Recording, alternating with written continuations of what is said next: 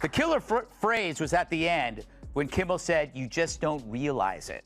Because you see, he's smarter than you, and he needs you to know that. And his ego can't bear that there's someone out there more famous and more influential than him. I got news for you, Kimmel. The last time you mattered, Bruce Jenner still had a million views. Whereas, as I point out, on ABC, a massive network that comes into your home for free, that you have to make no effort to find, at best, Jimmy Kimmel can get 1.5 million. He needs to have a little self-perspective before going out there and hurling these insults because he looks a little... What happens when a comedian who built his reputation on outrageous pranks and unapologetically obscene behavior suddenly positions himself as a nation's moral compass? Jimmy Kimmel's dramatic transformation didn't just raise eyebrows, it sparked a firestorm of criticism. Other late-night host threw a hissy fit. It's too bad Tim Waltz is still grieving, or he could send them all a sack of industrial-strength tampons. You all know what they saw. They saw what we saw. They saw the frail elderly man who needed help getting off the stage. They're just too chicken shit to tell us about it because they accurately deduced that he could still be the Democratic nominee and they don't want to ding him up. Maybe you give Barbara a pass. Who gives a damn what this singer saw or says? But you know what? Jimmy Kimmel happens to be employed by ABC, which happens to have a rather large news organization. And he has been one of President Trump's most vocal critics. Where are you, Jimmy? On vacation? Not good enough. You can still use your thumbs to send out a tweet. You could set the record straight right now, but you won't. The core of this clash wasn't merely a change in comedic tone. It was a perceived chasm, a glaring disconnect between Kimmel's well-documented past and his current sanctimonious persona. This led to fierce accusations of stunning hypocrisy that echoed across media circles. True, it was a terrible night for women, children, and for the hundreds of thousands of hard-working immigrants who cut his lawn. It was a terrible night for women, for children, for the hundreds of thousands of hard-working immigrants who make this country go, for healthcare, for our climate. Picture it, the king of cable snark. Greg Gutfeld, the sardonic, self-declared king of cable news comedy, and Megyn Kelly, a sharp-witted former prosecutor turned media powerhouse, stepped in as the chief critics in this public takedown. Both launched pointed attacks aimed at dismantling Kimmel's inflated and seemingly disingenuous reinvention. Last night was the 96th Academy Awards show, and while you might have missed it, there was one clear winner. No, not Oppenheimer. It was sanctimonious leftists for their lead role in pretending they are better than you. Winner number one, Jimmy Kimmel. For the fourth time, Kimmel hosted the Oscars before an adoring crowd of Hollywood stars who laughed and curried favor with the man who wore blackface so many times. Yes, some of the very same celebrities who wanted you to believe they were horrified after yours truly said in 2018 that people used to don dark makeup in order to imitate well-known black celebrities and it wasn't a big deal. Absolutely ate up the performance by Hollywood darling Mr. Kimmel, whose blackface costumes included his oft-repeated bit as basketball star Karl Malone. Now, Karl Malone never seen no flying saucer himself, but if he do, that's gonna be a spooky. The journey begins much earlier, in a time that feels almost alien compared to today's tightly controlled media climate. Back then, Jimmy Kimmel co-hosted The Man Show, a testosterone-fueled spectacle from the late 90s and early 2000s. A show that embraced brash, often chauvinistic humor. For everyone who voted against him, and guess what? It was a bad night for everyone who voted for him, too. You just don't realize it yet.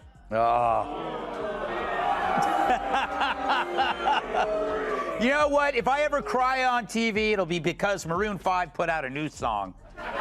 But that's it! You big Now... Its signature segments, like Women Bouncing on Trampolines and The Juggy. Dancing Squad became infamous, drawing both outrage and high ratings. The content thrived on its brazen appeal to a male-centric audience. But as Kimmel's career evolved, a dramatic shift took place. Just this past 2 weeks, They had the Kennedy Center honors the other night where Joe Biden couldn't say Dionne Warwick. He kept calling her Diane, and he didn't know who Barry Gibb was. He kept calling him Billy. You know who else was honored? At the Kennedy Center. You know who else? Billy Crystal. Just FYI, do you know who once opened up the Academy Awards in full blackface? Oh, Billy Crystal. Billy Crystal. And do you know who's going to be hosting the Academy Awards this year? Jimmy Kimmel. Do you know who's worn blackface repeatedly and spoken inner city sort of urban accent saying she needs to darn those socks? Jimmy Kimmel as Oprah, as a fat-suited, black-faced, darning socks Oprah. Every public figure has a past, but for comedians who thrive on pushing boundaries, that past can become a minefield. Kimmel's comedic skeletons didn't just rattle, they practically broke into song and dance, thanks to the unforgiving spotlight of the internet. Late night host Jimmy Kimmel is back on the air after taking the summer off. He's missed a lot. Kimmel says if you're not vaccinated, you shouldn't get a hospital ICU bed. But I'm not sure if Jimmy was being sincere because he wasn't crying. Anyway, it's just funny hearing someone say, I see you, who nobody actually sees. Look, I don't want to suggest that Kimmel's show has become boring and predictable, but last night during the taping, people in the studio audience were changing the channel. Among the resurfaced controversies was the infamous Karl Malone impression. In a recurring sketch, Kimmel donned full blackface and exaggerated vocal inflections, now seen as shockingly tone-deaf in a cultural moment that is highly attuned to racial insensitivity and misinformation. You got the Sunday morning show with Stephanopoulos into the evening Academy Awards broadcast with Kimmel, and ABC elevating, the blackface lovin' Kimmel. They, at the same time, fired Chris Harrison, host of The Bachelor, for trying to defend one contestant on, The Bachelorette for saying, gee, I know I went to this antebellum party, a couple years ago. I guess I didn't see anything wrong with it. And all he said was, are we judging her by today's standards, or are we judging her by, old standards, whatever. He was basically trying to say, are we being too hard on her? Got fired. Chris Harrison has to be fired by ABC.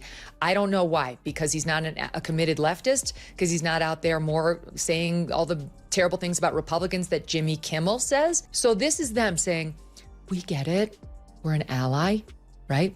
And I guess maybe they're trying to make up with their racist past, without ever acknowledging. But the Malone impersonation wasn't an isolated misstep.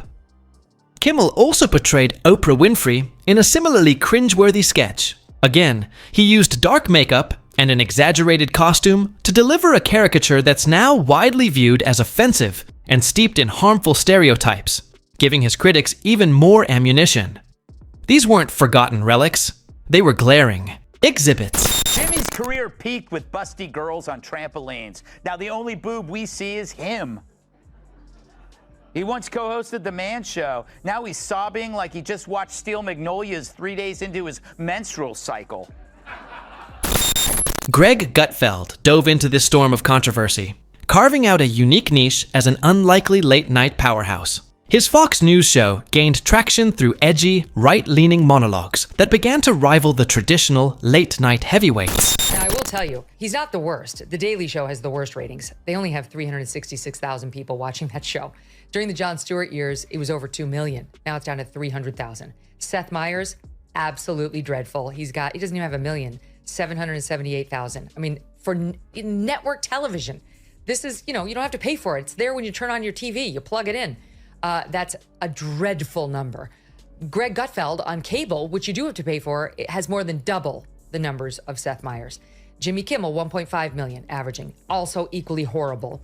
And then Gutfeld's central critique of Kimmel was the idea of moral overcompensation syndrome, arguing that Kimmel's sanctimonious persona was not genuine growth, but a desperate attempt to atone for a troubling past. Fellas are experiencing deep mental pain. And it's not just them. Journalists are now offering tips to deal with their disappointment, frustration, even fear. And I get it. That's normal after any loss. I'm still mad about losing World's Sexiest Man to Johnny Depp. But why would people feel fear? Maybe because their only news sources are constantly telling them Trump's going to turn America into Nazi Germany. But you know who felt actual fear during the Biden administration? People who had to ride the subway or have to buy groceries. Beyond the psychological lens, Gutfeld also politicized viewership metrics, juxtaposing Kimmel's declining ratings with his own rising numbers, framing it as public rejection of Kimmel's preachiness and proof of his own growing influence in the changing landscape of late-night TV. Gutfeld didn't just mock Kimmel's on-air tears. He turned them into a punchline, quipping, "If I ever cry on TV, it'll be because Maroon 5 put out a new song," striking a chord with viewers tired of being lectured. If Gutfeld's jabs were a comedic assault, Megyn Kelly's critique was a strategic dissection. Her prosecutorial background, shining through in her methodical takedown of Kimmel via her independent media platform. Kelly wasn't just looking at blackface. She tackled the entire ethos of the Man Show, contrasting its overt misogyny and crudeness with Kimmel's current moral grandstanding. "He was America's drunk uncle," she said. "Now he pretends to be its conscience." She also called out ABC and Disney's apparent double standards, pointing to the swift ousting of figures like Chris Harrison and Roseanne Barr over arguably less egregious offenses, questioning why Kimmel seemed untouchable. Kelly wielded facts like a scalpel, peeling back the layers of Kimmel's glossy rebrand to expose the raw contradictions of his past. Her argument underscored a broader perception of systemic bias and selective accountability in media. Amid relentless criticism and resurfaced footage, Kimmel's silence became a story in itself, seen by some as strategic, by others as the reaction of someone cornered by his past. His sharp political turn, especially his anti-Trump remarks at the 2024 Oscars, further alienated parts of his audience. Critics like Gutfeld and Kelly steadily chipped away at his image, turning the controversy into a broader debate about celebrity, hypocrisy, media bias, and public accountability. Kimmel's transformation from provocateur to moralist is now under heavy scrutiny, symbolizing a cultural moment where the lines between entertainer, activist, and hypocrite are increasingly blurred. So what do you think? Drop your thoughts in the comments section below. And if you don't want to miss out on the hottest celebrity news, make sure to subscribe to Daily Finder.